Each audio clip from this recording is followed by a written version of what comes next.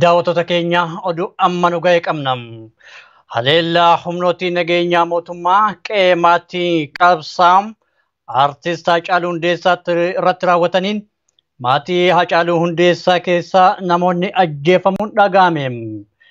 Haleellaa kanaan durbiin Haacaaluu Hundeessaa akka ajjeefame OMN odeeffatee jira. Kana malees hiriyyaan Haacaaluu Hundeessaas humnooti nageenyaa mootummaan ajjeefamuun ibsamee jira. Namoonni hedduun wayita ammaa kana magaalaa Ambootti ajjeefamutu dubbatama. Gama biraatiin haleellaa humnooti nageenyaa mootummaa magaalaa Awwadaayitti raawwataniin namoonni 8 rasaasaan rukutamuu jiraattonni OMN'tti himan. Daa'imni waggaa 10 rasaasaan ajjeefamuun ibsamee jira. Magaalaa Hararittis namoonni 3 rasaasaan dhahamuun jiraattonni himan. Magaalota Dirree Dhawaa, Karramillee, Qarsaa, Machaaraa, Qiroo fi kanneen biroottis mormiin jabaan geggeeffamaa jira. Magaalaa Shaashamannettis muddama cimatu jira jedhu jiraattonni. Godina Arsii Lixaa Dodolattis uummanni hiriira mormii bahee jira. Namoonni rasaasaan rukutamanis hedduu ta'uu jiraattonni himan. Lubbuun namoota baay'ees darbuu ibsanii jiru. Dhimma ajjeechaa Oromiyaatti ta'aa jiru kana ilaalchisuun aangawoota mootummaa naannichaa dubbisuuf yaaliin taasifne ammaaf hin milkoomne.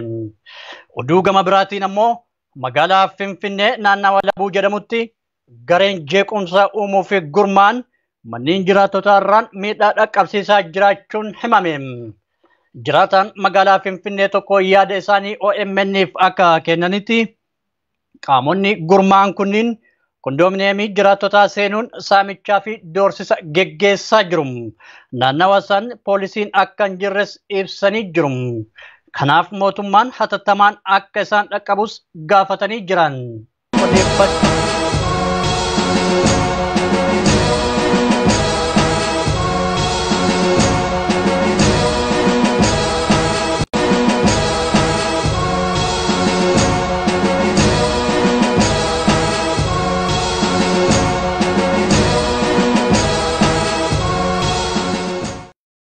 Daawwattoota keenya oduu amma nu ga'e qabnam.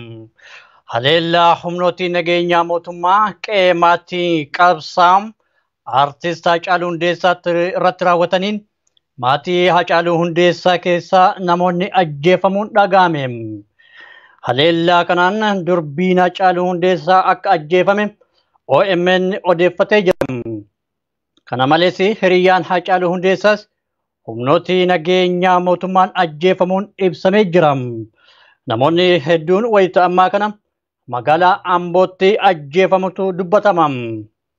Gama biraatiin haleellaa humnooti nageenyaa mootummaa magaalaa Awwadaayitti raawwataniin namoonni 8 rasaasaan rukutamuu jiraattonni OMN'tti himan.